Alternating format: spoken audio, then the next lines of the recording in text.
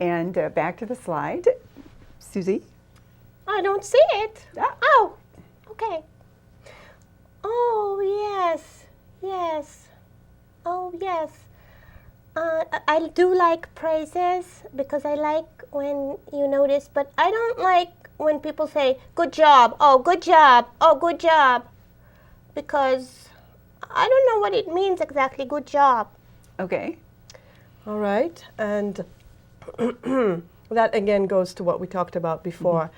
First of all, while it is important to give positive feedback, you really need to be always honest and only talk about things that you really appreciate, even if you have to work And on be specific. and be very specific. Yeah. So say, I like how the blue and the green are mixing here and making, the water looks real realistic or whatever. But try to find realistic things that you really believe and reflect them. Okay. And that means more, because if you say great job and you don't really mean it, your kid will know. They always sense into it. Right. Okay. And next? Next. Oh, realistic goals. Oh yeah, I know. This means that I can't do some math questions on first grade, but I know my sister can do them. In other words, for smaller children, you want to set goals according to their abilities so they can always fulfill them. And for older kids, for teenager, you want to set realistic but challenging goals. So maybe going a little above what they can do. Okay. And kind of challenging them.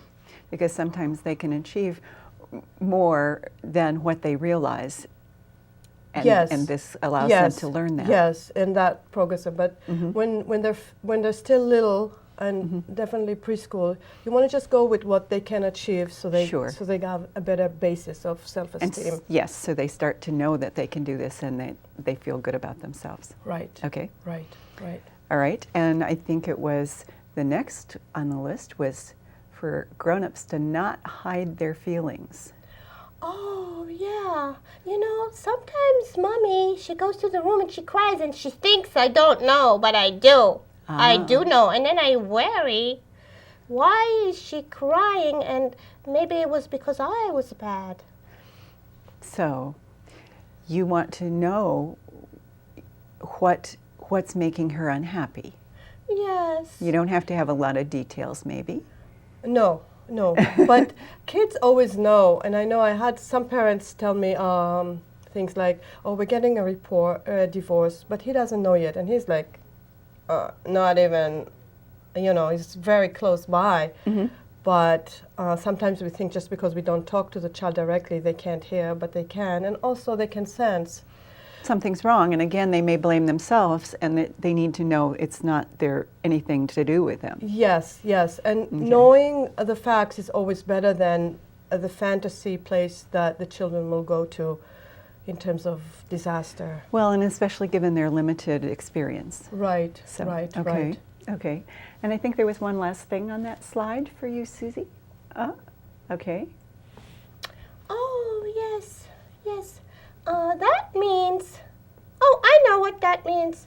That's when I play soccer. And then I want to have fun and not worry just about winning.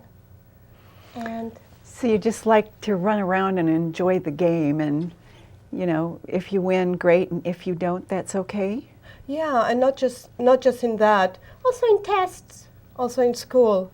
Try to, we're so focused on grades, on goals. And what number did you get in the test? But maybe you can find some enjoyment in mastering a topic, and try to kind of cater the project so it will be something that the child does like and can really enjoy. Or just saying, what did you enjoy today? And so that they learn to focus on the good part of the day, not just what things went bad. Yes. Because focus is very important in mental health, and you can focus on the glass half empty or the glass half full. That's a great point. And I sometimes recommend parents, like when you have dinner, ask your kid what's their high point and the low point and what they're grateful for. And everybody can go around and talk about that. So the brain is trained to look for that. For all the options, not just the worst case scenario. Yes. Okay. Okay, and so I think we have another